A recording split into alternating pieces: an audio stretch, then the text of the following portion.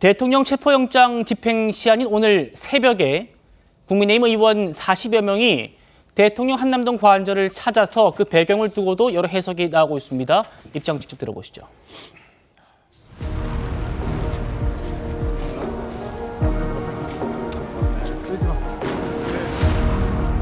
대한민국의 자유민주주의를 지키기 위해 추운 겨울에 이렇게 싸우고 계신데 정말 송구스럽고 죄송하고 또 한편 감사하기 짝이 없습니다. 이런 영장 집행은 불법으로서 원천 무효입니다.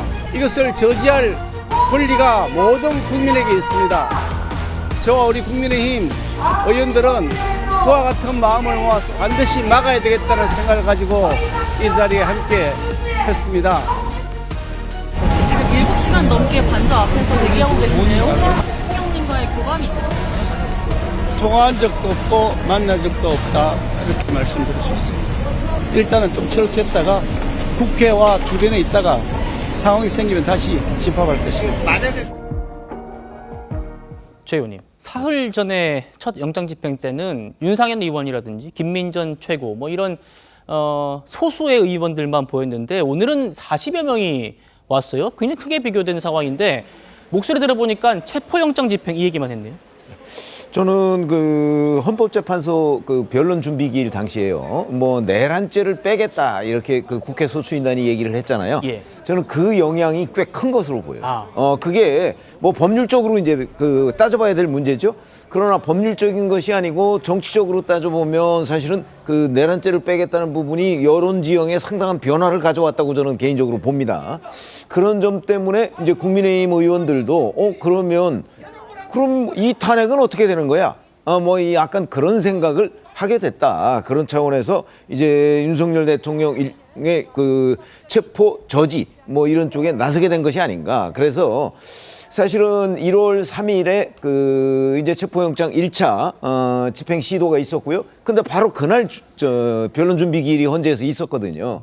그래서 그 여러 가지가 연관되고 그런 것들이 정치적으로 저는 민주당을 상당히 궁지에 몰았다고 생각을 합니다. 그렇기 때문에 국민의힘 의원들이 거기에 약간 고무된 것 아닌가.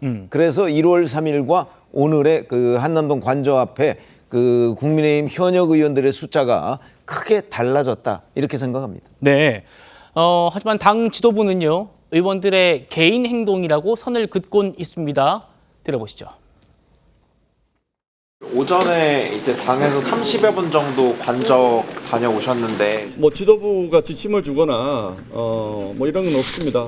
자발적으로 가시겠다는 분들은 가셨고 뭐 구체적으로 어떤 활동을 하시는지도 지도부가 보고받은 바는 없습니다. 이렇게 선을 긋곤 있습니다만 오늘 참석자에 현직 비대위원도 있었고요. 이미자 의원, 또 고영세 비서실장이죠.